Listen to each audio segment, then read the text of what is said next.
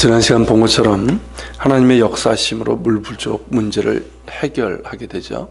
그래서 이스라엘 연합군은 모압을 치러 올라가게 됩니다. 모압 역시 이제 공격에 대한 방어를 위해서 군사를 모으고 모압과 에돔의 경계가 되는 아르논 골짜기에 이르게 됩니다. 그러나 이들은 골짜기에 이 물로 가득 차게 됐는지를 알지 못하죠. 어떤 과정을 통해서. 그런 탓에 그들이 아르논 골짜기에 가까워지면서 마침 해가 지면서 물이 붉게 비추는 것을 물일 것이라고 전혀 생각하지 못한 채 세 왕이 서로 싸워 피로 물든 것이라고 생각을 했습니다. 그 지역은 특별히 이 토양 자체도 붉은색이기 때문에 해가 질 때는 더욱더 이제 그런 색깔이 나올 수가 있어요. 자, 그런 가운데서 자, 빨리 가서 우리 노래하기나 하자. 이러면서 이제 서둘러서 이스라엘 연합군이 있는 곳으로 가게 됩니다. 어떻게 되었을까요? 본문의 기록처럼 연합군에게 오히려 공격을 당해 완패를 당하고 맙니다. 살아남은 자들은 도망가고 성읍들은 점령되어서 완전히 파괴되고 맙니다. 당시 모압의 수도였던 길하레셋도 포위되고 맙니다. 길하레셋은 지금의 요르단의 이제 카라크라는 데가 있는데 그입니다. 거기에 보면 그 터 위에 지금 십자군 성체가 남아 있는데 아주 가파른 절벽이고 돌 성벽으로 둘러싸인 그런 요새입니다. 자, 모압 왕 메사는 그 성 안에 갇혀버렸고 전세가 극렬해서 당해낼 방법이 없었습니다. 이에 메사는 칼찬 군사 700명을 거느리고 포위를 뚫고 탈출하려고 했지만 이도 성공하지 못하게 되죠. 그런 가운데 메사가 어떤 일을 합니까? 자기 왕위를 이을 맏아들을 데려와서 성에서 번제로 드립니다. 자신의 패배가 그들의 신인 그모스의 분노 때문이라고 생각하고 자신의 맏아들을 희생제물로 바친 겁니다. 그런데 27절 하반절에 보면 그 후에 일어난 일에 대해서 기록하고 있는데요. 이스라엘에게 크게 경노함이 임함에 그들이 떠나 각기 고국으로 돌아갔더라. 이렇게 기록하고 있어요. 이게 무슨 뜻일까요? 일단은 연합군이 퇴각하였다는 것인데 이에 대한 고고학적인 발견이 이루어졌습니다. 1868년도에 성경에서 이제 디본으로 알려진 요르단의 그 디반이라는 곳인데 거기서 현무암 석비가 발굴됐는데 이거를 메사 석비라고 부릅니다.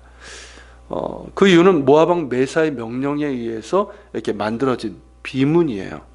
거기에 보면 이스라엘 연합군과의 전쟁, 오늘 성경에 나오는 이 기록이 그대로 있습니다. 그런데 대개의 경우 고대 근동의 왕들의 비문에는 자기의 어떤 패배, 실수를 기록할까요?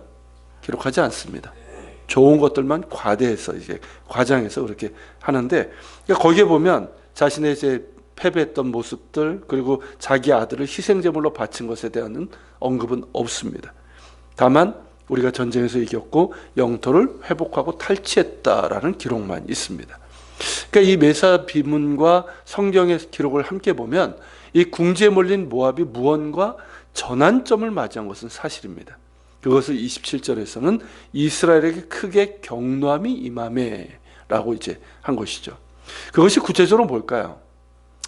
의견이 조금 있지만 학자들의 일반적인 견해는 뭐냐면 모압 왕 메사가 자신의 맏아들을 성 위에서 그모스 신에게 희생제물로 바치자 모압 사람들은 결사항쟁을 결의하면서 모압군이 사기 충천해서 반격을 했다라는 것이죠.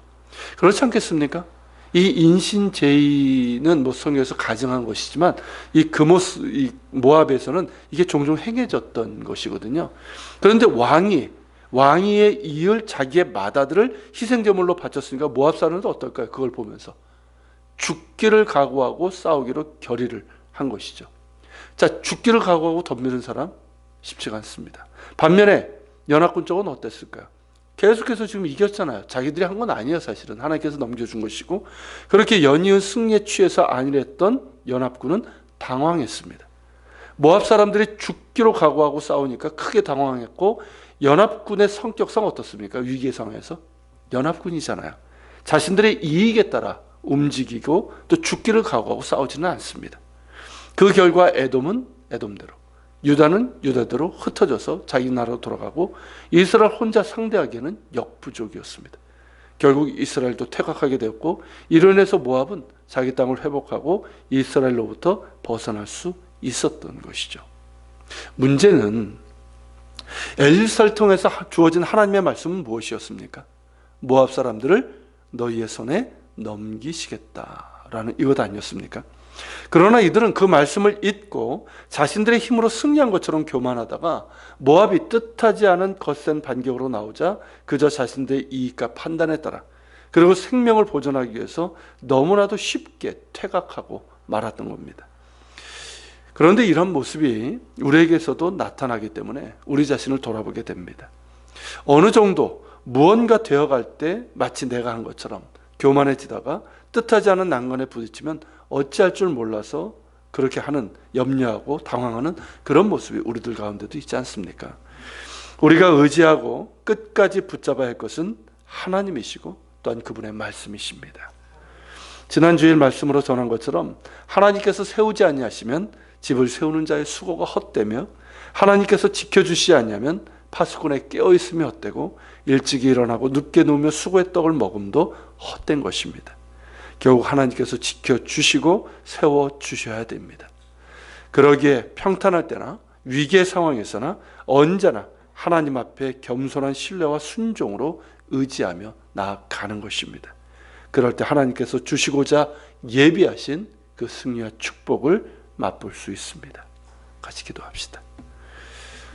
오늘 말씀을 기억하면서 같이 기도합시다. 주님, 분명히 하나님께서 그들에게 모압 사람들을 넘기시다고 했지만 이들은 아니랬고 자기들의 힘으로 능력으로 한 것처럼 생각하다가 갑작스러운 반격에 일이 되고 말았습니다. 하나님, 우리에게도 이런 모습이 있음을 압니다. 그러기에 이 시간 주님 앞에 더 겸손히 엎드립니다. 주님, 어떠한 가운데서도 우리가 자만하지도 않게 하시고 또한 당황하지도 않게 하시고 살아계신 주님을 바라보며 주님을 의지하고 또 주의 약속의 말씀을 붙들고 더욱더 기도하는 가운데 하나님께서 예비하신 그 승리와 그 축복을 맛보게 하여 주시옵소서. 특별히 새벽에도 오시는 하나님, 이렇게 주님 앞에 기도하는 저희들 가운데 평안과 또 하나님의 놀라운 은혜와 축복을 허락하여 주옵소서. 같이 기도하며 나아갑시다.